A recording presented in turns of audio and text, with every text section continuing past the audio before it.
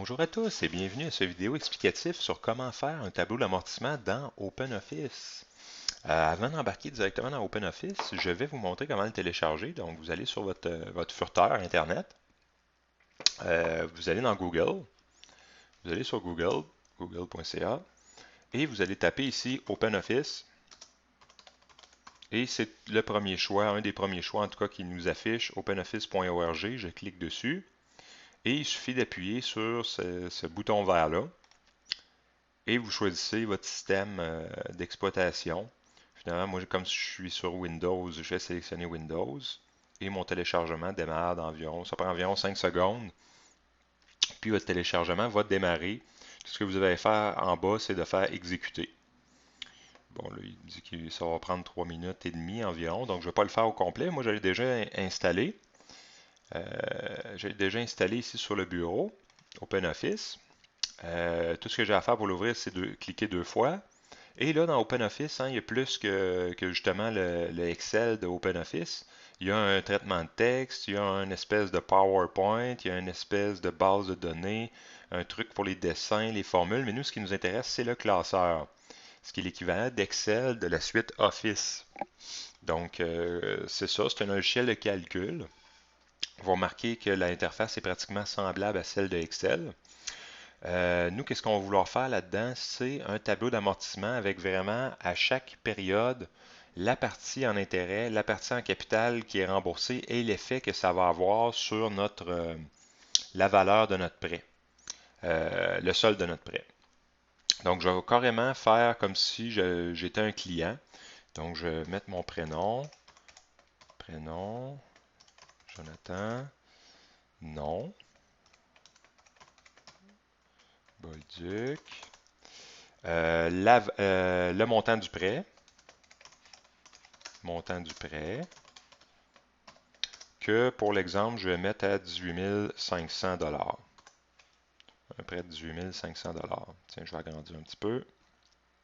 Après ça, je vais mettre le taux nominal, mon taux d'intérêt nominal annuel finalement, qui va être 4,6%.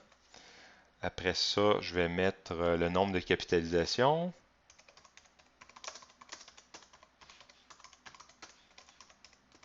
Par année,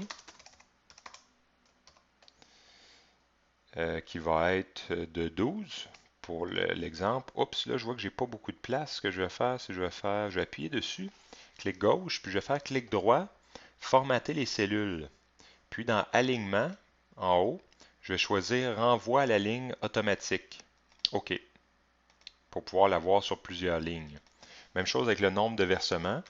Nombre de versements par année. Je vais le formater exactement pareil. Formater les cellules, alignement, renvoi à la ligne automatique, OK. Le nombre d'années du prêt. Nombre d'années du prêt, même chose. Je vais le formater comme ça. Formater, renvoi à la ligne automatique. Puis finalement le versement. Le versement périodique. Le nombre d'années du prêt, tiens, disons que c'est 6 ans. Le nombre de versements par année, pour le premier exemple, je vais le faire égal au nombre de capitalisation parce que c'est plus simple. Puis, tiens, je vais tout centrer ces données-là. On va les centrer comme ça pour que ce soit plus joli. Pour ce qui est du versement, on ne va pas le calculer à la main. On va se servir des fonctions de OpenOffice. Donc, je vais appuyer sur F de X, ici, l'assistant fonction. Puis, je vais aller chercher dans mes fonctions financières, je vais aller chercher VPM. Qu'est-ce qu'il faut faire? Il faut cliquer 2 fois, clic gauche dessus. 2 fois. Il faut commencer par choisir notre taux, ici. Donc ça, finalement, le VPM, ça calcule le montant total de chaque remboursement périodique d'un investissement, remboursement et taux d'intérêt constant. Donc c'est exactement qu'est-ce qu'on veut. Donc le taux, c'est le taux par période. Donc là, il faut faire attention, ce n'est pas le taux annuel qui prend là-dedans, c'est vraiment le taux par période. Donc je vais aller le sélectionner, mon taux annuel. Mais là, il n'est pas bon, mon taux annuel. Il faut que je le divise par... Oups, il veut se mettre à jour. OK. Non, oui, je veux vraiment quitter. Donc là, j'ai C7 qui est mon taux nominal à la case C7. Ben là, je ne peux pas prendre ce taux-là. Il faut absolument que je le divise ce taux-là par finalement mon nombre de capitalisation par année, qui est 12. Donc je clique sur ma case 12 et je reviens. Donc là, mon taux est rentré. Mon NPM, c'est le nombre total de paiements finalement de l'annuité, de période de paiement. Donc, ça va être 12 versements multiplié par le nombre d'années, 6, parce que j'ai 12 versements par année pendant 6 ans. Donc, le nombre total de versements, ça va être 12, qui est à la case C11, multiplié par 6, qui est à la case C13, tout simplement. Pour faire le multiplier, il faut faire la petite étoile. Donc, c'est majuscule 8 sur mon clavier. Je ne sais pas pour vous. En tout cas, donc je reviens. J'ai besoin ensuite de la valeur actuelle finalement de mon prêt. Donc ça, c'est le montant de départ que je choisis, le montant du prêt qui est ici. Je le choisis et je reviens, qui va être C5. Après ça, j'ai besoin du VC. Le VC qui est finalement la valeur future, donc la valeur finale de mon prêt, que je veux que ce soit 0 parce que je ne veux plus rien devoir à la fin. Et j'ai besoin aussi du type. Le type, c'est en début de période, puis 0, c'est à la fin d'une période. Donc, moi, c'est toujours finalement des versements de fin de période. Ça va être toujours. Ça peut être des fois des versements de début de période, mais pour moi, ça va être des versements de fin de période. Donc, je vais rentrer comme type 0. Et ensuite, on fait OK. Puis là, vous voyez que le versement va arriver négatif. C'est normal parce que c'est de l'argent qui sort de nos poches. Hein? Quand on rembourse, ça sort de nos poches et ça s'en va à la banque ou à la caisse. Donc, qu'est-ce qu'on va faire? On va le remettre négatif en allant en avant de VPM, puis en mettant un moins. Si on met un moins là, ça va avoir pour effet de faire moins, moins. Donc, ça va faire un plus. Vous appuyez sur le petit crochet vert, et voilà. Ici, on a notre versement positif. Vous pouvez toujours vérifier à la main ou à la calculatrice que votre versement est bon, pour être certain. Une fois que vous avez ça, qu'est-ce qu'on va faire? Ben là, c'est l'étape vraiment où ce qu'on va créer finalement notre tableau d'amortissement. Donc, pour créer notre tableau d'amortissement, on va avoir besoin de plusieurs choses. On va avoir besoin du numéro, des numéros de nos versements. Je vais appeler NO. On va avoir besoin du versement. On va avoir besoin des intérêts. On va avoir... Oh, intérêt. Excusez-moi. On va avoir besoin de, finalement, l'amortissement. Donc, la partie en capital qui est remboursée. Puis, on va avoir besoin aussi du solde. Donc, je vais tout centrer ça. Voilà. Pour générer nos numéros de versement, je ne vais pas commencer. Ici, ça va être comme mon versement numéro 0, donc je ne vais pas l'écrire. Je vais commencer ici avec mon versement numéro 1. Puis là, je voudrais que finalement, j'ai pas le goût, là, parce que là, je vais avoir 12 fois 6 versements, je vais en avoir 72. Là, ça ne me tente pas de les écrire 1, 2, 3, 4, 5 jusqu'à 72. Fait qu'est-ce que je vais faire pour le faire automatiquement par OpenOffice? Je vais dire, bon, ma case 19, c'est 1. Ça, c'est correct, je l'ai entré à la main. Ma case 20, qu'est-ce que je vais faire? Je vais faire égal. Je vais faire une formule. Je fais égal la case A19 plus 1. Puis là, je vais faire OK. Vous voyez, ça fait 2 parce que la case A19, ben, la case A19, c'était 1 plus 1 qui fait 2. Sauf que là, qu'est-ce que je vais faire? C'est si, mettons, je descends, je prends le petit carré en bas à droite, là. Je le prends, j'appuie fermement sur mon clic gauche sans le lâcher et je descends ma souris pour l'amener à la case A21. Oups! Vous voyez que le 3 apparaît automatique. Si je réappuie sur mon petit carré et que je tiens fermement clic gauche et que je le descends, mettons, 2 autres cases, vous voyez que les numéros apparaissent comme par magie tout seuls. Puis là, on peut faire ça jusqu'où on veut. Donc, je vais appuyer clic gauche et je vais descendre en masse bas. Oups, là, j'ai dépassé. Tout ce que vous avez à faire pour dépasser et avoir le 72, c'est réappuyer sur le petit carré et le remonter jusqu'où vous avez besoin. Et voilà, j'ai mes 72 versements numérotés. C'est ça que je voulais finalement, c'était numéroter mes 72 versements. Qu'est-ce que je vais faire après ça? C'est que je vais rentrer mes versements. Donc, mes versements sont constants. Ça va toujours être 294 et 52. Donc, ça ici, cette case-là, elle est égale à cette cellule-ci. OK. Vous voyez que ça le donne. Puis là, je vais essayer de faire la même technique. Si j'essaie de donner cette valeur-là à l'autre d'en dessous, vous voyez, ça ne fonctionne pas. Ça ne fonctionne pas pourquoi? Parce que les formules dans OpenOffice ou Excel, là, peu importe lequel des deux vous utilisez, si vous utilisez le petit carré en bas à droite et que vous descendez comme ça, ben, qu'est-ce que ça va avoir pour effet? C'est que ça va avoir pour effet de translater tous les éléments qui sont dans la formule en même temps. Si vous voulez que les éléments qui sont dans la formule ne soient pas translatés, tout ce que vous avez à faire, c'est les mettre entre symboles de dollar. Donc, je mets ça entre symboles de dollar, le C. Je mets le C entre symboles de dollar et je fais OK. Puis là, quand je vais le descendre, vous voyez, ça va conserver le même chiffre. Puis là, je veux que ça soit tout le temps les mêmes versements pour les 72 versements. Donc, mes 72 versements vont être de 294 et 52. Ça, c'est beau. Pour ce qui est maintenant des intérêts, les intérêts pour les calculer, j'ai besoin de mon solde parce qu'on paye toujours les intérêts sur l'argent qu'on doit encore. Donc, au départ, je vais devoir le montant du prêt. Donc, ça va être égal à cette case-ci. La E18, elle va être égale à ma C5 ici. OK? Donc, ça, c'est le montant de départ pour le versement comme numéro 0 là, que je n'ai pas écrit. Donc, les intérêts vont être calculés sur ce solde-là pour le premier versement, parce que c'est l'argent que je dois au premier versement.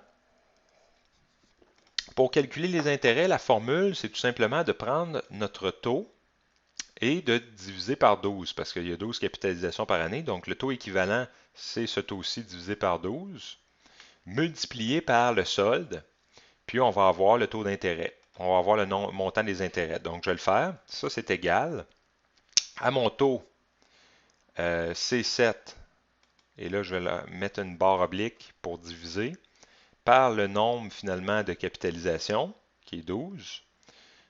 Tout ça, entre parenthèses, C7 et C9 entre parenthèses, multiplié, donc étoile, majuscule 8 pour faire l'étoile, multiplié par le solde qui est 18 500.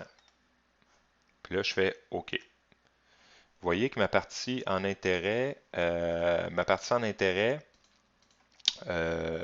que j'ai fait une erreur dans mon calcul d'intérêt?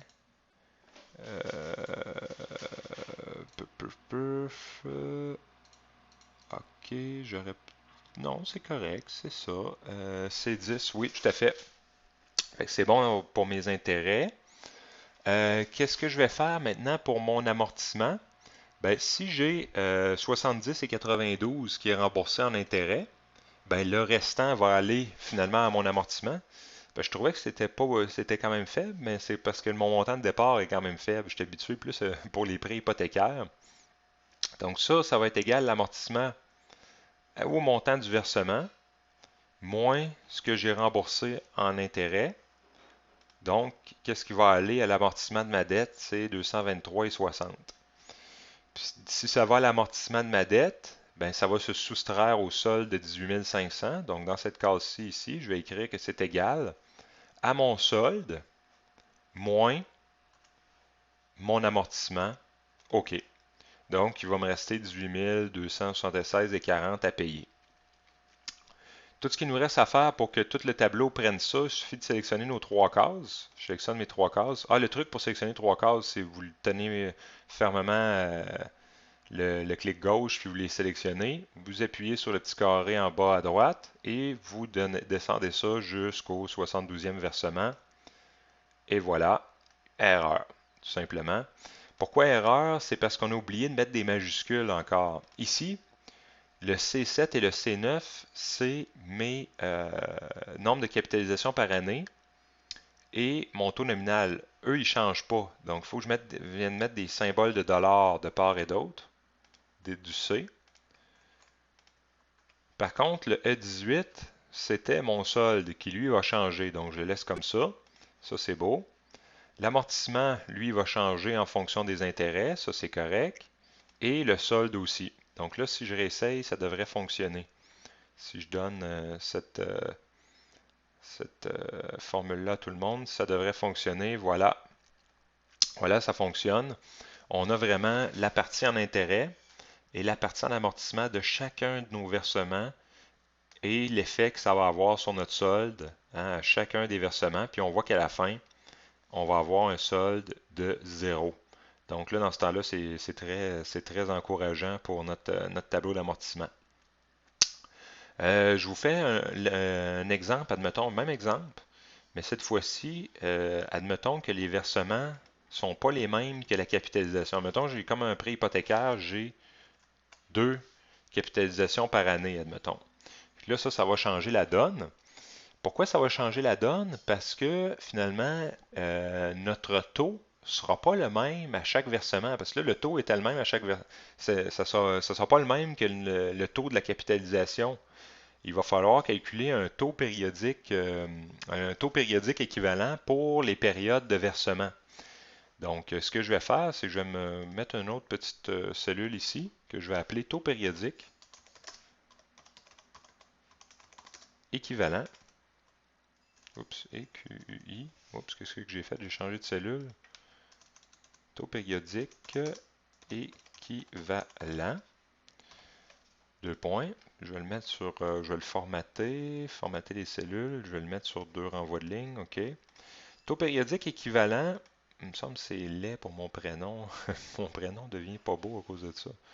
Ah, c'est pas tant. Mais c'est pas tant. Ah, ben je sais ce que je vais faire. Je vais le mettre ailleurs. Je ne le mettrai pas là. Je vais faire CTRL X. Tiens. Je vais le mettre ici. CTRL V. Puis là, je vais le mettre sur 2 cellules. Je vais le mettre sur renvoi de ligne. Ah, là, il est plus beau. OK. Puis le taux périodique équivalent, OK, je vais le rentrer ici. J'en ai besoin. Sa formule à lui, bon, c'est une formule, là, je vais avoir l'air de la sortir de mon chapeau, mais c'est comme si j'avais fait une équivalence entre mon taux périodique, qui est capitalisé finalement 2 fois par année, et un autre taux qui serait capitalisé 12 fois par année. La formule à rentrer dans Excel, dans OpenOffice, n'est pas très complexe. En fait, je vous la mets. Il suffit d'appuyer sur égal. On fait une parenthèse. On commence une parenthèse. Ça va être 1 plus.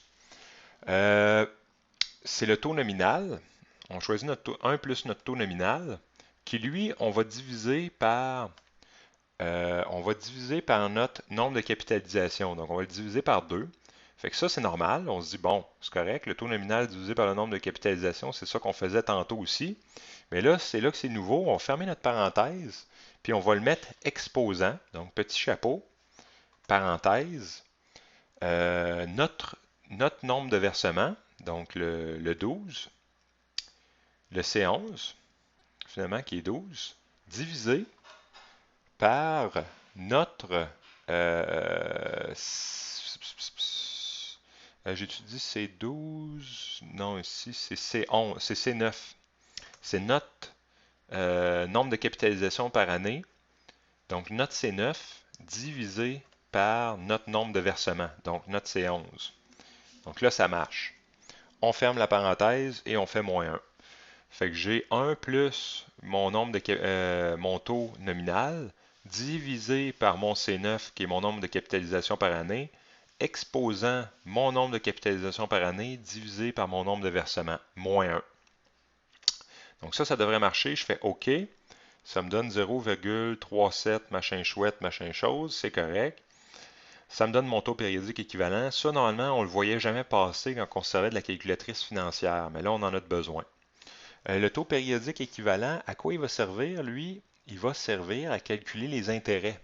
Fait que là, les intérêts, la formule avant, ici, si je clique sur la cellule, c'est on prenait notre taux nominal, qui était 4,6, hein, c'était le C7, puis on le divisait par notre nombre de capitalisation. Mais là, ça ne sera plus ça. Parce que ça, c'était finalement notre taux par période de capitalisation. Mais là, c'est plus bon. Ça va être un taux par période de versement. Fait que, qu'est-ce que je vais mettre à la place de toute cette parenthèse-là? Je vais juste mettre mon taux périodique équivalent. Fait qu'ici, à intérêt, je vais mettre cette case-là qui est F9, F9 multiplié par E18, E18 qui est mon solde. Fait que je fais OK. Fait que là, j'ai mon nouveau versement d'intérêt. Puis là, il ne faut pas oublier de mettre le symbole de dollar de part et d'autre de F, parce que ça ne change jamais le taux périodique équivalent. C'est toujours lui qu'on se sert pour calculer nos intérêts. Puis là, je fais accepter. Fait que là, ça a changé le montant de mes intérêts. Puis là, comme j'ai changé la formule pour les intérêts, je vais la redescendre jusqu'en bas pour que tout le monde soit changé. Voilà. Tout le monde est changé pour les intérêts. Qu'est-ce que j'ai de besoin d'autre? J'ai-tu besoin de changer mes autres formules? Non, j'ai pas besoin de changer mes autres formules.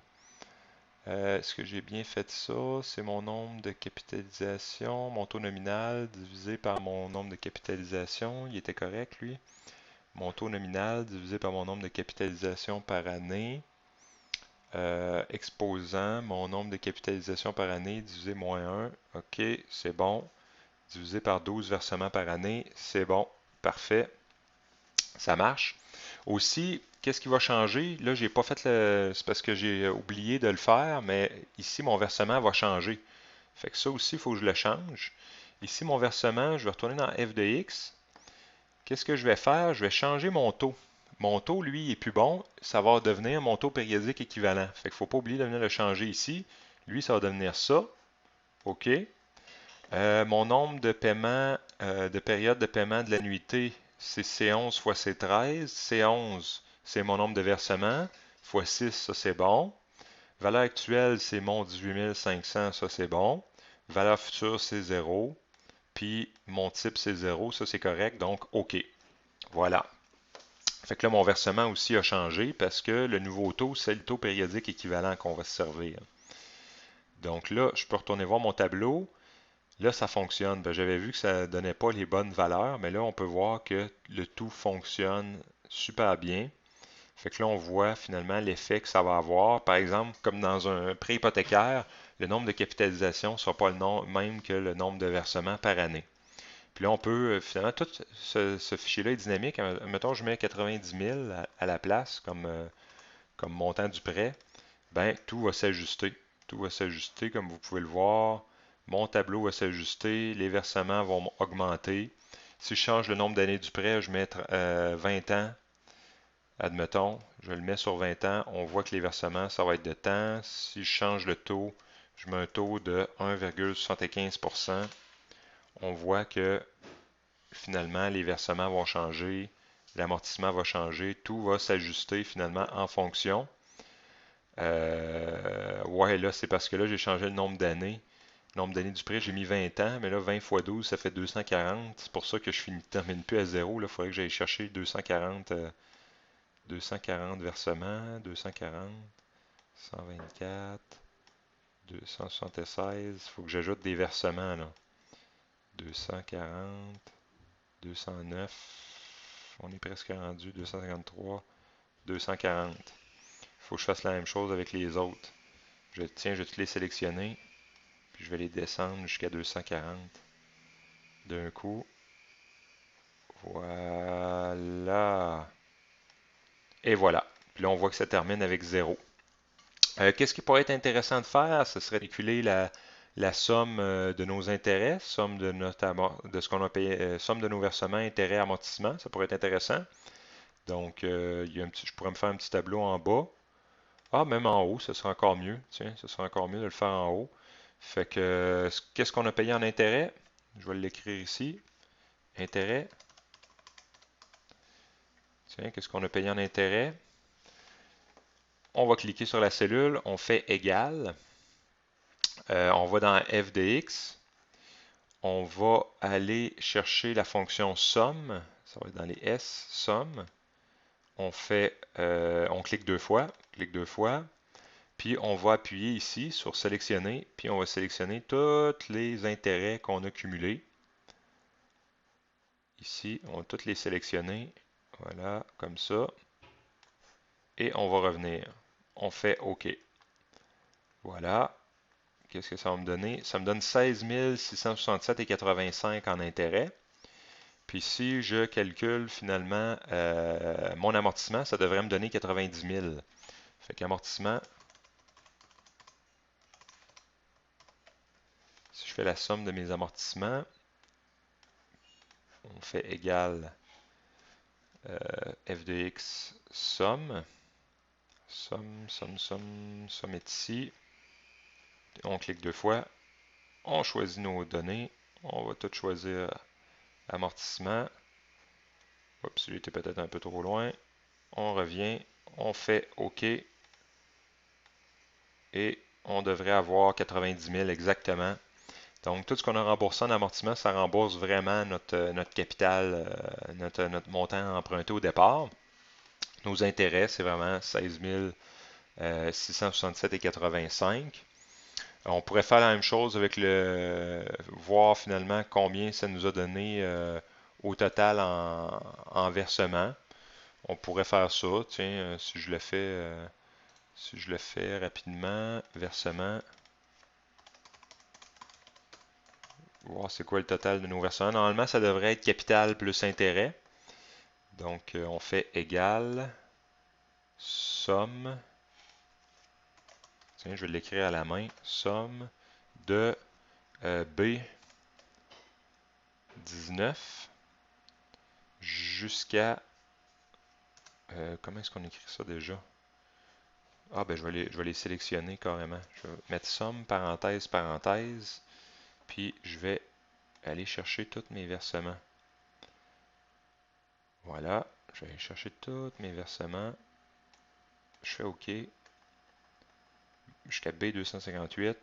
Ça me donne 106 667,85 qui est bien la somme de nos intérêts plus l'amortissement. Donc, ça fonctionne. Voilà. Maintenant, vous pouvez vous amuser. Vous pouvez changer le taux, changer le nombre de capitalisation, voir l'effet que ça va avoir finalement sur les intérêts. Admettons que, tiens, je fais des versements, finalement, je change mon taux d'intérêt. Mettons, je mets un taux de 3,5%. Enter. On voit qu'on va payer beaucoup plus d'intérêts. Donc, on voit l'effet que ça peut avoir finalement sur notre emprunt. Fait que je vous remercie beaucoup pour votre écoute et je vous souhaite un très bon travail et amusez-vous bien avec OpenOffice. Merci.